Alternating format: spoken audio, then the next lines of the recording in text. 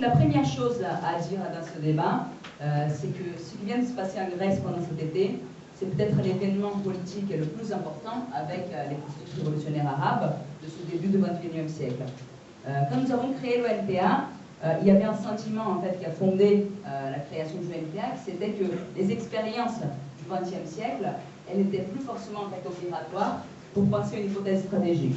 Aujourd'hui, il me semble que toute réflexion sérieuse pour forger une orientation et une stratégie doit partir de la réalité de la lutte de classe, des expériences et d'un bilan sérieux, non seulement sur ce qui s'est passé, mais aussi sur ce qu'on a pu dire à un moment ou à l'autre sur ces questions-là. Comme disait en fait Agalia dans sa première intervention, la victoire électorale de Syriza a suscité un espoir énorme, non seulement y compris chez les travailleurs en Grèce, mais chez des travailleurs partout en Europe qui se battent contre des mesures d'austérité, contre les conséquences de la crise capitaliste. Le fait que 6 mois après, ce gouvernement qui a été élu, porté par les espoirs des classes populaires de se battre contre l'orientation de l'austérité, devienne l'homme de la Troïka à Athènes, celui qui va appliquer concrètement les plans d'austérité les plus violents de toute l'Europe, qui va appliquer concrètement un plan de néocolonisation de la Grèce, doit nous interpeller et il faut prendre cette question très sérieusement. D'abord et avant tout, parce qu'il faut qu'on puisse être capable d'apporter une explication à ces milliers de travailleurs qui ont porté leurs espoirs sur Syriza. Et d'autre part, parce que ça doit nous permettre à nous, en France et partout en Europe, de pouvoir préciser nos outils stratégiques, notre politique de construction de partis, etc., etc. Il me semble en fait que dans l'analyse qui a traversé ces 6 derniers mois au sein du parti, dans les débats qui ont été les nôtres lors des 2 derniers congrès, et en particulier lors du dernier congrès, il y a une série en fait, d'erreurs qui ont été commises par les camarades de la plateforme 1 qui en ont fait en fait, de cette question un enjeu important. Il me semble en fait que la première erreur, et là en fait ça pose le problème, pas seulement en fait des illusions des travailleurs sur Syriza, parce que des travailleurs puissent avoir des illusions sur un gouvernement réformiste alors que ça fait très très longtemps qu'il n'y avait pas eu la victoire d'un gouvernement en fait dit de gauche dans un pays important comme la Grèce au sein de l'Union européenne, ça c'est normal. Ce qui n'est pas normal en fait par contre, c'est que les anticapitalistes aient des illusions et que les anticapitalistes alimentent des illusions dans un gouvernement de ce type-là. La première erreur, il me semble, qui a été faite, c'est de mettre une sorte de signal de égal entre 2 éléments qui sont radicalement différents. En fait, je vais dans le sens d'un article qu'a écrit mon camarade Guillaume, en polémique notamment avec les positions des camarades du secrétariat unité de la 4e internationale. C'est d'avoir mis un signal d'égal entre la mobilisation des masses et l'avènement d'un gouvernement, d'une organisation réformiste qui, y compris, avait des liens organiques relativement distendus avec le mouvement ouvrier. Avoir traité l'avènement en fait, du gouvernement de Syriza en Grèce comme un débouché politique des mobilisations des 30 journées de grève générale est une erreur extrêmement importante. Et elle a conduit à avoir une interprétation erronée du rapport de force qui existait en Grèce. Parce qu'on a considéré que la victoire de Tsipras était une expression du fait que les classes populaires étaient à l'offensive et en fait la conclusion logique de ça, c'est d'avoir prévu pour le lendemain des élections de Tsipras un déferlement de la lutte de classe. On nous a expliqué que l'élection de Tsipras allait encourager la lutte de classe, allait encourager l'intervention indépendante du mouvement ouvrier. Les camarades, ce qui s'est passé en Grèce, c'est exactement le contraire. Et le problème principal, c'est que tout ça, ce n'est pas en fait un coup de magie, ce n'est pas en fait quelque chose de parfaitement imprévu. Nous avons discuté lors du dernier congrès, et en fait, le fait même que la constitution du gouvernement soit faite avec un parti bourgeois, nationaliste, réactionnaire comme l'ANEL, disons qu'elle pouvait nous donner un certain nombre d'éléments pour penser ce qui allait se passer après. Le fait que l'élection de Tsipras soit faite non pas au moment en fait, le plus aigu de la lutte de classe contre les plans d'austérité, mais dans un moment de reflux, où en grande partie, en fait, les masses qui ont voté pour Syriza, elles ont voté pour Syriza en espérant obtenir par les urnes ce qu'elles n'avaient pas obtenu dans la rue. C'est ça la réalité. Donc de ce point de vue-là, Syriza, au contraire en fait, de pouvoir accélérer la dynamique de la lutte de classe, elle a été en fait une sorte de réceptacle d'illusion de la possibilité de combattre les plans d'austérité, non pas par les méthodes de la lutte de classe, de l'intervention indépendante des travailleurs, avec en fait une confiance des travailleurs sur ses propres forces, mais sur la possibilité, en fait, sur le plan institutionnel et de la négociation avec les institutions capitalistes nationales et européennes, de pouvoir en fait briser la chaîne et la pression vers une politique d'austérité. Le problème, c'est que les choses, elles se sont clarifiées relativement vite. Le gouvernement, il a été élu fin janvier. Fin février, nous avions déjà une première capitulation de Tsipras. À ce moment-là, en fait, nous avons eu la discussion, et le problème, c'est qu'on peut se tromper dans la vie. Mais plus grave que de se tromper, c'est de refuser de tirer un bilan des erreurs qu'on peut commettre. À ce moment-là, les camarades de l'ancienne majorité, donc les camarades de l'AP1, ils se sont battus pour qu'on ne dise pas les choses telles qu'elles étaient, pour qu'on ne mette pas le mot capitulation, par exemple, dans la résolution qui est sortie du CPN. Et leur argument principal, c'était de dire que même si la politique de Tsipras n'était pas idéale, n'était pas celle qu'on attendait, il restait un ennemi frontal des institutions capitalistes européennes et qu'il n'était pas assimilable à la politique des capitalistes. Les camarades, aujourd'hui, encore une fois, Tsipras, l'homme de la Troïka à Athènes, est-ce que c'était correct de dire ça?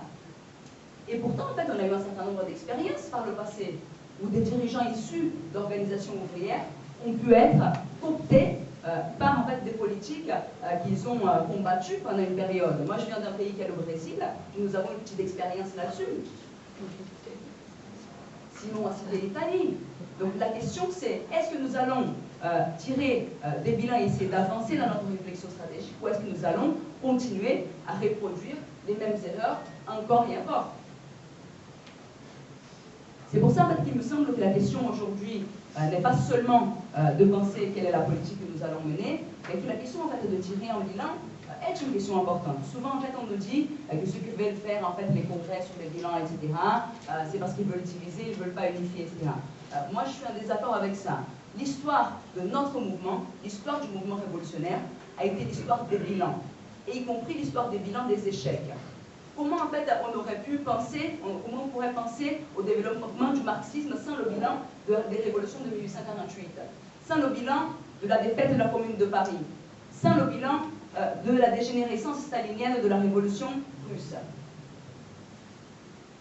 Donc, il me semble en fait que l'heure est en partie au bilan et que les camarades, et moi j'ai écouté attentivement l'intervention de Christian, refusent en fait de tirer un moindre bilan. Christian nous explique que la politique du LPR pendant les 6 derniers mois a été très très bien, que tout ce qu'on a dit était parfaitement juste, et que si aujourd'hui en fait nous sommes face à une défaite, cela ne doit pas remettre en cause. Christian n'a pas cité le problème de gouvernement anti-austérité, mais le gouvernement anti-austérité, il avait eu des grands cousins avant. On avait eu en fait le gouvernement des gauches, le gouvernement des ruptures. C'est toute une logique selon laquelle il faut chercher une sorte de débouché institutionnel, électoral, avec un vague soutien du mouvement de masse, même en fait quand le mouvement de masse n'est pas là parce qu'il est passivisé par ces mêmes alternatives de type réformiste. Aucun bilan sur ça.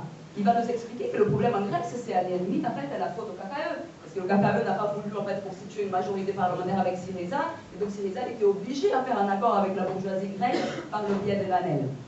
Est-ce que c'est véritablement ça le problème, ou est-ce que la politique de la conciliation de classe, elle était déjà en grande partie en fait imprimée dans la politique et dans toute la série de renoncements de Syriza avant même son arrivée au gouvernement?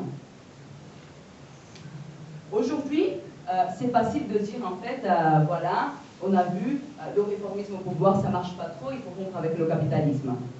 Mais le problème fondamental, c'est que une fois dit ça, une fois tiré le bilan, il faut voir comment en fait ça va se transformer dans une politique concrète dans la réalité. J'ai l'impression, bon, c'est pour Simon, en fait, pour Sylvain qui va intervenir après moi, c'est une position qui défend déjà depuis un petit moment la question de la nécessité d'avancer comme en fait un axe central du programme à la question de la rupture avec l'euro, de la rupture avec l'Union européenne. Nous avons un désaccord là-dessus et je vais y revenir. Mais les camarades de l'AP1, ils ne défendaient pas ça. Et il me semble en fait, ici en particulier, les textes, encore une fois, des camarades en fait, au niveau international par le biais du secrétariat unifié de la 4e internationale, il commence à dire que l'explication fondamentale de pourquoi Tsipras n'a pas rompu avec les institutions capitalistes et il n'a pas pu appliquer son propre programme, c'est qu'il a sous-estimé le problème de l'Union européenne. Et en fait, il a sous-estimé en fait, le caractère incontournable d'une rupture avec l'Union européenne et avec l'euro. Le problème, les camarades, c'est que tout ça, ça a l'air en fait d'une pirouette théorique. Parce que si on pense, la question en fait, Simon, ce n'est pas en fait de faire le procès à des camarades de façon consciente et explicite prôner à une sortie de l'euro dans le cadre du capitalisme. La question, en fait, c'est que quand on pense à un programme politique, on ne pense pas à un programme politique comme une abstraction. On pense quels sont les mots d'ordre qui, dans une situation précise, peuvent faire avancer la conscience des travailleurs vers les objectifs qui sont les leurs. Et aujourd'hui, il y a une situation en Grèce où, face à l'échec du gouvernement de Tsipras, il y a toute une série des organisations du mouvement de masse qui sont en train de tirer la conclusion. Le problème, c'est donc juste l'euro. Donc il suffirait de rompre avec l'euro. Je crois bien en fait que Simon ne croit pas à ça, qu'il ne croit pas que la rupture seule avec l'euro pur et simple suffirait. Il voudrait bien en fait que ce soit accompagné de toute une série de mesures anticapitalistes. Mais la réalité, c'est que ce qui risque de se dessiner en Grèce pendant la prochaine période, c'est une nouvelle alternative réformiste, une nouvelle issue réformiste, mais cette fois-ci non pas européiste, mais sur le plan en fait du repli national. C'est ça qui est en train de se dessiner autour en fait du plan B et d'une certaine adhésion d'un certain nombre d'organisations, notamment autour de l'Union de l'unité populaire, à cette idée-là. Quand on regarde en fait le programme qu'ils défendent, il est dans la pleine continuité du programme de Syriza. Même sur la question de la dette, c'est l'annulation partielle de la dette. Même sur des questions en fait ponctuelles, y compris du point de vue de sa stratégie, c'est encore une fois l'idée en fait qu'on va pouvoir arriver au gouvernement par le biais des élections, avec des liens très distendus avec le mouvement de masse et pouvoir en fait affronter les institutions capitalistes. Sur la question de la rupture avec l'euro, et en fait, les critiques qui me faisait Simon, la discussion en fait, qui est ouverte entre nous, il me semble en fait que le principal problème, c'est que mettre comme un axe central la lutte contre l'euro, contre l'Union européenne, c'est une sorte de déplacement en fait par rapport à nos ennemis. Moi, je pense peut-être que ce n'est pas anodin que dans l'intervention de Simon, la bourgeoisie grecque n'existe pas. Parce que nos ennemis, ils ne sont pas seulement les institutions européennes. Les institutions européennes, elles sont portées par des bourgeoisies nationales, dont une bourgeoisie grecque qui existe bel et bien et qui reste le principal ennemi des travailleurs grecs. Et donc la question fondamentale, c'est comment on articule une perspective internationaliste avec la nécessité de combattre les capitalistes dans notre propre pays et en fait de détruire les institutions et la propriété des capitalistes comme un outil pour pouvoir s'opposer l'objectif, y compris en fait, de l'unification socialiste de l'Europe en confluence avec les processus révolutionnaires qui pourraient émaner de toute une série d'autres pays. Et en fait, dans la minute qui me reste, parce que tout le monde a dépassé un petit peu son temps, je voudrais revenir rapidement en fait, sur la question de comment tout ça, quelles sont les conséquences de tout ça dans notre discussion en termes de partis. Parce qu'il ne faut pas oublier qu'en fait, pendant la période de congrès, on nous a beaucoup agité en fait, l'histoire des nouveaux réformismes. Donc il y aurait, autour en fait, de Syriza et de Podemos, un nouveau réformisme dont la nature serait différente des vieux réformismes. Il me semble en fait que ce qu'on vient de voir dans le cas grec, c'est que le nouveau réformisme, il a tous les mêmes défauts des vieux, sans avoir les qualités, c'est-à-dire d'avoir un lien en fait plus organique avec la classe ouvrière. Et que face à ça, la seule réponse qui peut être la nôtre, en fait, c'est celle de la construction d'une alternative d'indépendance de classe, d'une alternative qui combatte les préjugés réformistes. Et c'est ça, en fait, qui est à l'ordre du jour, aussi bien en Grèce qu'en France, qui devrait orienter nos débats au sein du parti pendant la prochaine période.